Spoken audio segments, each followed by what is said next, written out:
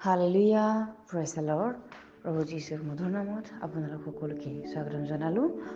আশা কৰোঁ আপোনালোক সকলোৱে ভালে আছে।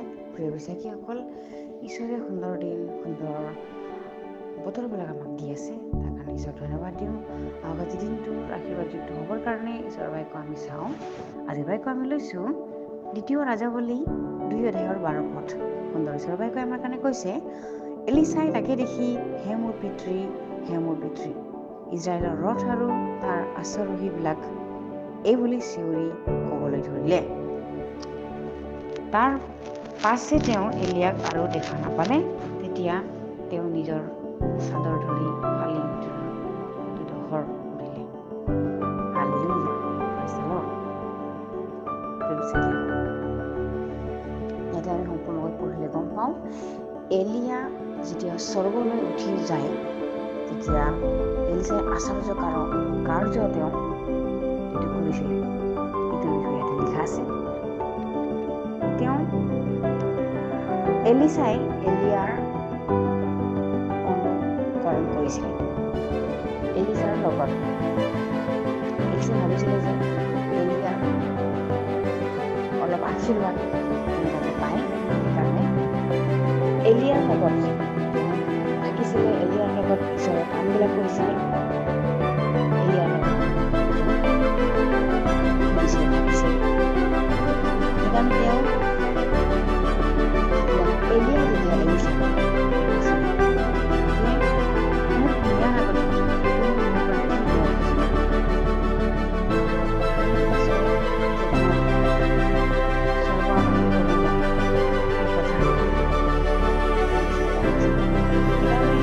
এলিয়াই কৈছিলে যে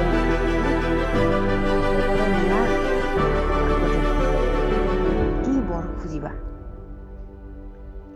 যেতিয়া তেওঁবিলাকে দুয়োটাই আহি আছিলে জৰ্ডন নদী যিটো পাৰ হোৱাৰ পাছত, এলিয়াই যেতিয়া নিজৰ চাদৰেৰে নুৰিয়াই জৰ্ডনৰ পানীত কোবালে, তেতিয়া পানী ইফালে সিফালে বেলেগ হৈ গ'ল আৰু তাৰ মাজেৰে শুকান ঠাইৰে দুয়োজনে পাৰ হ'ল।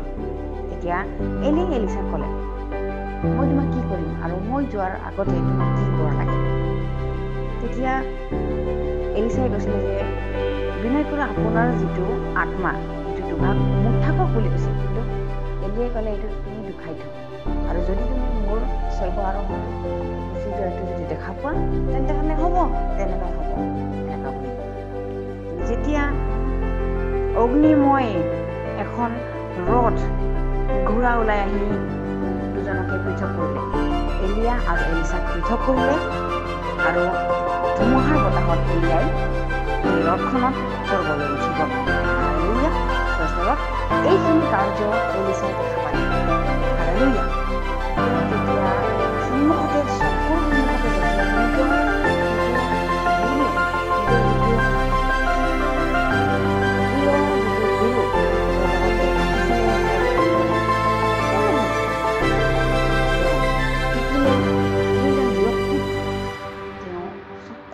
ঈশ্বৰৰ পৰা স্বৰ্গ আৰোহণ হোৱা তেওঁ দেখা পালে।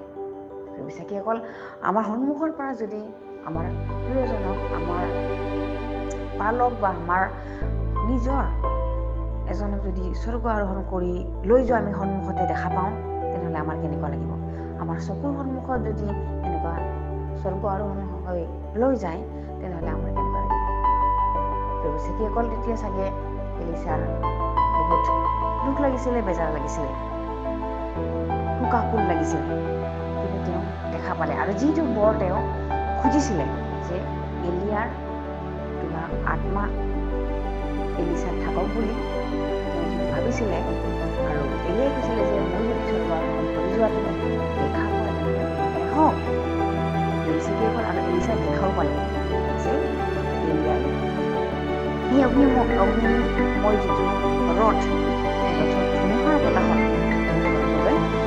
উঠি গ'ল। এতিয়া হে মোৰ পিতৃ, হে মোৰ পিতৃ, ইজৰাইলৰ ৰথ আৰু তাৰ আশ্বাৰোহীবিলাক, এই বুলি চিঞৰি ক'ব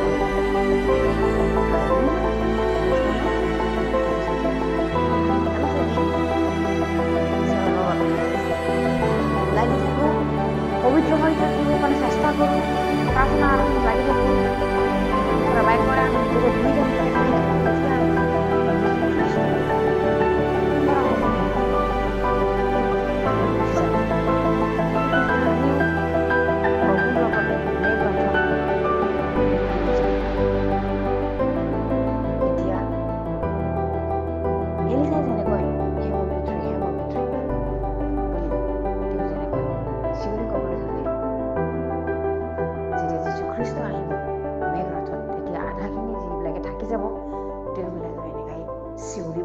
হিয়া বুকুৱাই কান্দিব। কিন্তু সেই সময়ত এলিয়াৰ যিটো আশীৰ্বাদ আছিলে সেই আধা এলিচাই পালে। Hallelujah, praise the lord. কি কাৰণে? যে তেওঁ এলিয়াৰ অনুগামী কৰিছিলে। এলিয়াই যেনেকৈ শিকাইছিলে, যেনেকৈ কৰিছিলে, তেওঁৰ লগত অনুকৰণ কৰিছিলে। প্ৰেয়বিচাকীসকল, আমিও যদি আমাৰ পালক, পাষ্টৰ, আমাৰ ডাঙৰবিলাকৰ অনুগামী কৰোঁ, তেনেহ'লে সেই আশীৰ্বাদবিলাক আমাৰ ওপৰত পৰে। হালেলুয়া, তেওঁবিলাকৰ যিবিলাক আশীৰ্বাদবিলাক আমাৰ ওপৰত পৰিব। আমি অনুগামী কৰিব লাগিব আমাৰ ডাঙৰবিলাকৰ। হালেলুয়া, প্ৰেয়বিচাকীসকল, ঈশ্বৰৰ এই সুন্দৰ বাক্যৰ কাৰণে ঈশ্বৰ ধন্যবাদ দিওঁ, আৰু এই বাক্যৰ যোগেৰে যাতে সকলোৱে আশীৰ্বাদ প্ৰাপ্ত হয়, অহক আমি একেলগে প্ৰাৰ্থনা কৰোঁ। ধন্যবাদ প্ৰভু, তুমি ধন্যবাদৰ যোগ্য, তুমি জীয়াই থকা জনা ঈশ্বৰ। প্ৰভু, তোমাৰ তুল্য কোনো ঈশ্বৰ নাই। তোমাক ধন্যবাদ দিওঁ প্ৰভু। এই সময়ত যিসকলে শুনি আছে, যিসকলে মানি আছে, সেই সকলোকে তুমি একে সমানে আশীৰ্বাদ কৰিবা। এই সকলো যাচনা নাচাৰতীয় প্ৰভু যীশু খ্ৰীষ্টৰ নামত অৰ্পণ কৰিছোঁ। আমেন। Praise the lord.